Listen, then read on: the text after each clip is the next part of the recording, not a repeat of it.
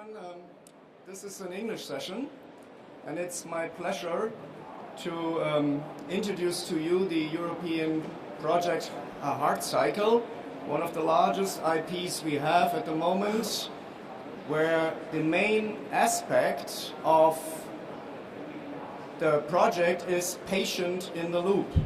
And with the following presentations as well as the following discussions, we will try to bring this topic closer to you. And I will also introduce now our discussion panelists. First of all, Mr. Harald Reiter, who is the HeartCycle project manager from Philips Research in Eindhoven. Second, Ms. Showada from University of Thessaloniki, who will talk about heart failure management and cardiac rehabilitation, identified need and medical applications. And third, new business models for ICT solutions, Dr. Guillen from Medica in Spain, and last but not least, Professor Meneu from eHealth Strategy, also from Medica in Spain. These are the four panelists, and I will have the pleasure to moderate this discussion. Thank you.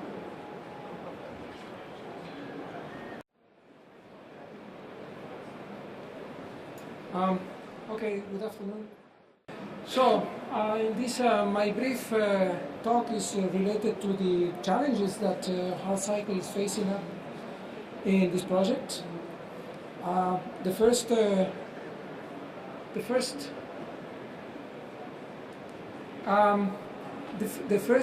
challenge is to create evidence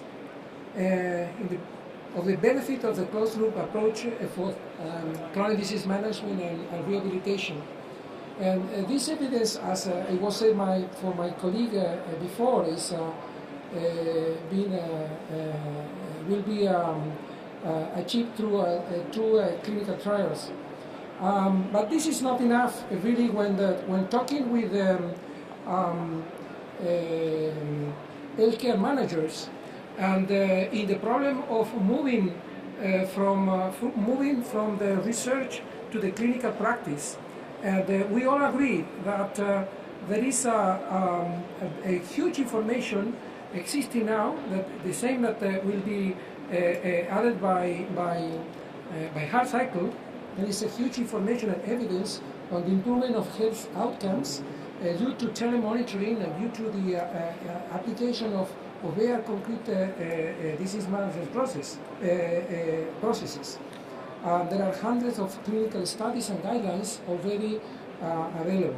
As well, there is evidence in direct cost savings, basically on the reduction of hospitalization events and duration. So there is no a real problem here when talking with the healthcare managers or politicians, because they all agree on that, and they agree that this is a small part of the problem. The big issue, it really is the organization. 80% of the problem becomes for the organization. Why the organization? Because our hospital, our healthcare system has been designed more than 100 years ago.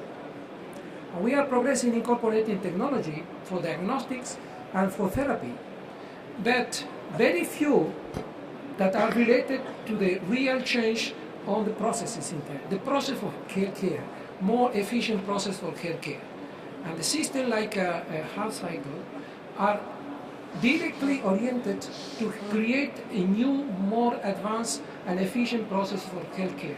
And when you talk a process, we are talking on changes on the work, on the functions of the individuals that are working in the organization. So 80%, and this is something that most of the people that we are talking agree, are related to the organization. And there is a lack of evidence on the impact on inside the organization of this, because there are no real best practice, big ones, that can be considered as the reference of how the introduction of these new processes has been impacted inside the organization, include all the issues that are related to the organization. So this is also a challenge for HeartCycle, because we want and we intend to move on from the research into the clinical practice and to provide a step ahead in this state-of-the-art today. So this is the stratification model, the classical stratification model of the risk of patients. And you see the high complexity, medium complexity, and medium and low risk levels. So what we see, first of all, is to clearly identify in which of the stratification segments the HeartCycle, in the specific HeartCycle application will fit in. It's clearly that for heart failure management, we address very complex patients, even though patients that are not so, when we say are low level of complexity, say in a level 2, I refer to patients that are not too many comorbidities. So high level patients are patients very complex that needs really a case management approach. And HeartCycle is prepared for the case management approach. The same way, the rehabilitation application for HeartCycle is more oriented to patients, in this case, that will hopefully evolve from a high-risk situation after myocardial infarction to a normal life through 6 months, 12 months, 1 or 2 years. But with the problem in mind that you have to follow the HeartCycle support process all along your life. So it means that HeartCycle will follow the evolution of the patient on the time. So for this we have created more or less two kind of models of implementation into the clinical practice. In the first one, for high risk patients, just to say heart failure in the upper part of the stratification model, we identify basically 4 loops of attention, and those loops are becoming in work depending on the condition.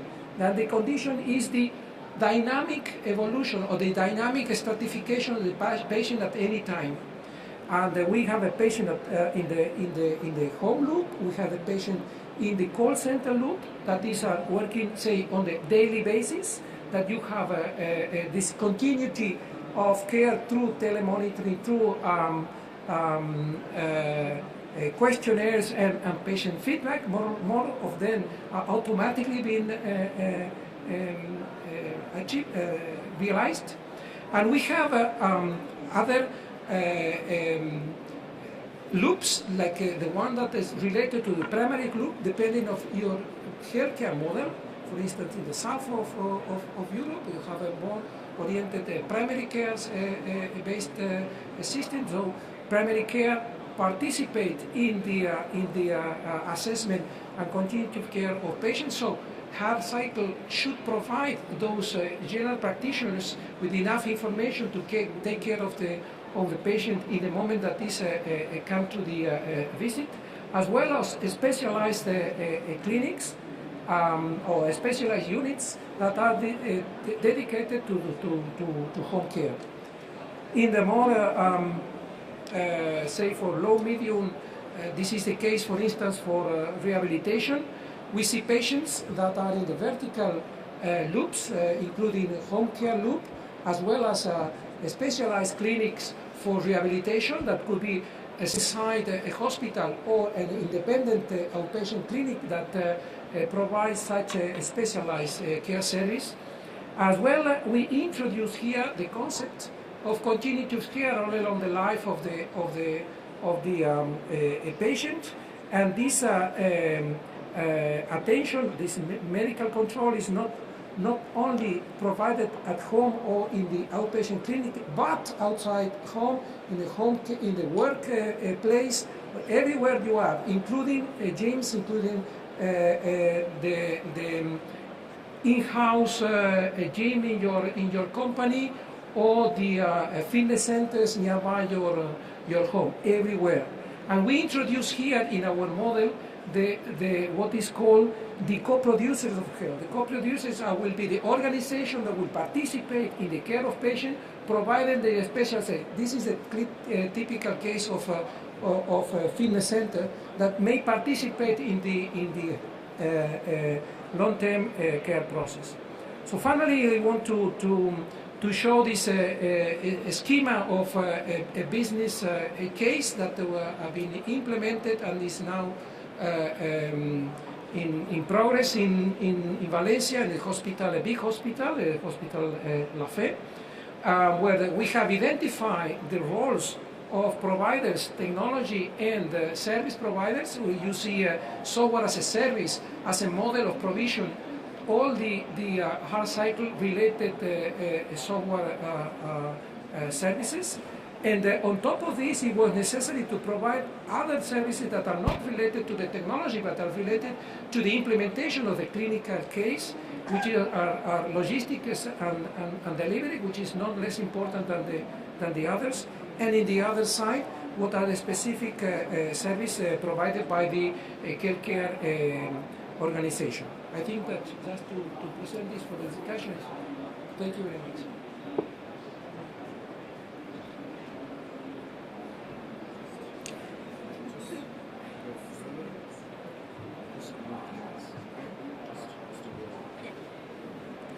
Okay, thank you very much.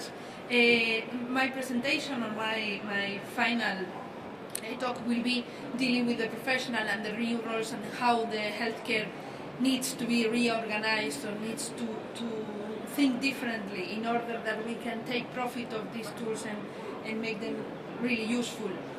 So this is the care loop as it has been described most of the time. HeartCycle originally also had this focus. So we have the primary loop in which the patient has to deal with his daily decisions, and the secondary loop in which there is a much more intensive relation with the healthcare system. And most of the decisions should be brought to the primary loop because we want the patient to be at home, we want the patient to be healthy, we want the patient to take control of his health. So here in the typical telemedicine or p-health schema, we have a strong role of the professional mainly as a healthcare provider, so taking the secondary loop decisions, and also in providing the evidence and providing the information needed for the analysis and for the system to really provide solutions for the patients. But what we have found out, and is one of the conclusions we would say of the project HeartCycle, and I think is one of the key issues in the deployment of these type of solutions, is that we need to go even one step further. We need to include more things, and we need to go a little bit ahead in order to really be able to have an impact. I took the wrong. Okay.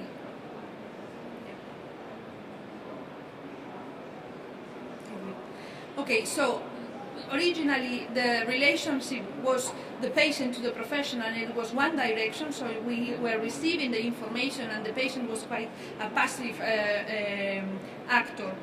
But we need to go ahead, okay? And this is no longer a good solution as a standalone. Of course, we are not going to delete the relation patient-professional, but we need to create an ecosystem of care in which we have different health professionals related to health, for example, nutrition, physical activity, physiotherapy, psychology, all these things, but we need also to have the patient, his family, his friends, other patients. We have the power of social networks, the power of social communities is very strong and can be very helpful if used correctly. So we have to include in our point of view, in our systems and in our models, all this ecosystem of people, all this ecosystem of services. And we have to move the focus from the curing, so just handling the curing the patient, to how we can really make him have a better life. And that includes other considerations, because what I want to do in my life is also important for me. It's not only that I'm healthy, of course that's very, very important, but also that I can live my life as much as possible as I want. So which are the challenges? What needs to be done, or what we can do on this? We have to put a strong push not only in creating this evidence that was mentioned before, but that evidence at the end ends in a protocol or in a care pathway that can really arrive to the patient. And we have to include all these actors also in this protocol, because for the moment, most of the protocols, most of the care pathways include medical professionals, but there is not really a detailed role of how the patients can really be a part and be an active part of his health, how we can help use the friends, how we can help use the support of other peers, of other patients, of social actors, and this has to be put in practice and apply this evidence in a concrete way. Then we need also to include these new roles in the protocols and these new roles in the system, and we have to enable care sharing, because we need to move to be able to share the care of the patient between a lot of actors, keep trace of that, but also enable that I can have a nutritionist and a doctor, and they are compatible and they are providing me with different services, and all is part of my care and all is part of my life. So if we need really the continuum of care, we have to provide also solutions to this project. And then we are going to have huge amounts of information. We are excellent in monitoring, we are capturing hundreds of data. You can see here there is a lot of solutions for capturing all types of possible data. But the problem is that has to lead to more decisions, especially in home care, especially in personal care outside the hospital. We need to change how, we need to do something with that information, not just say, okay, this patient is going well, this patient is going bad. Because if we don't change the way we intervene, we are really reducing the impact, and we are really not being so optimizing so much the technologies and the service and the effort we are putting. So we have to increase the focus on the intervention, on how to personalize and how to provide more concrete interventions. And finally, we are talking about technology, we are in a technology fair, so where is the role of technology? Of course, technology is a means, is a channel to do the things. It's not that we have to start with technology, we have to start with the process, with the healthcare system, with the patient, the professional, and all this ecosystem, but technology can really help. It can provide better monitoring, which is more efficient and less intrusive, and that means we don't need always to have the very exact, absolutely perfect value. Maybe some values are fine for some things, but we need to make the person be living easily. We have to enable communication and interoperability. No longer the one platform fits all. It's the paradigm. We can see it in the mobile phones. We can see it in the way Facebook communicates with other applications. So we have to move forward that paradigm. We have to promote this cooperative care by providing support everywhere, anytime, to all the actors, and also supporting this traceability, enabling that I can keep the trace who is doing what and which way. And also we have to foster personalized intervention. That's very important, to really go to more efficient solutions closer to the real needs of the patient, and that needs smarter decision support, focusing on personalization. So focusing on how can I make the life of the patient easier, how can I make with that more compliant the patient, how can I make my treatment more effective. We have also to include more predictivity. That's important for healthcare managers. We need to have more sustainable healthcare system. We need to be able to plan in advance which resources are we going to need, how I can organize, how I can face the challenges. We need to include this strategic healthcare management in the decision. They are not only the ones who pay, they are also the ones who have to organize, to have to set up the objectives of the healthcare system. So it's no longer one single doctor handling of course, the very clinical issues. He's going to be the leader. But on the rest, on how we can organize, how we can better optimize the usage of the different kind of resources I can have, this also deals with strategic healthcare management. And of course, at the end, we have to enhance the patient responsibility. This is a key word used a lot by the European Commission, that is a combination between responsibility and the capacity to really respond and to provide an answer. So we have to provide the right answer to the concrete patient in the moment he needs it. So it's not, if they tell me I have to do sports and I have to go swimming and I don't like swimming, or I don't know how to swim, that doesn't make any difference to me. This is a very simple example, but you can do a lot of things. You can do a lot of variations of a medical treatment that can be more easier to follow, can fit better my life, and that's also a very important thing. And for that, we have to increase the personalization from one side to the other. That's all from my side. Thank you very much. Now we have a very short time for discussion, but before we start on this, from my point of view, are there any questions from the audience? Oh, please. Dr. Medvedev, Moscow. Tell me please, in such a multinational international project, do you use a joint database for patients or the same patient electronic patient record systems? Which language do you use? Your national language or English? How you communicate within this? Or use like SNOMED for semantic operability? I wonder how it's really organized on such level. And first of all, thank you very much for such nice presentation of your project. Thank you.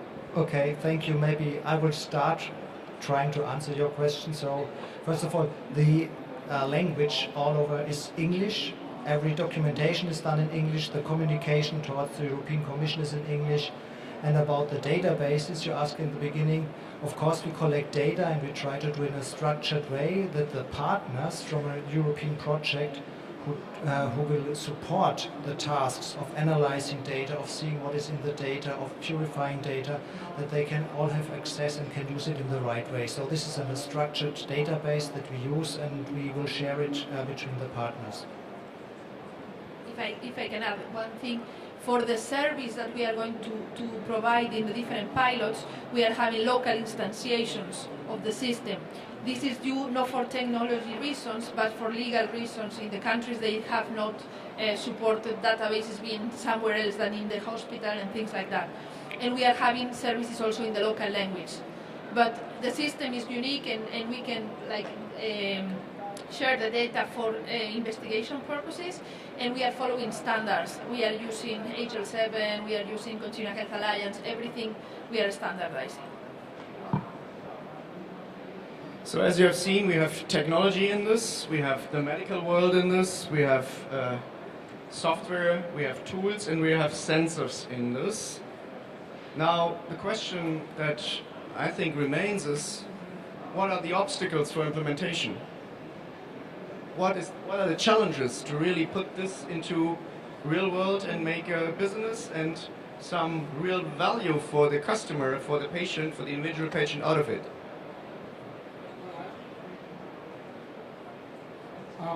Okay. What I said that the big issue is really to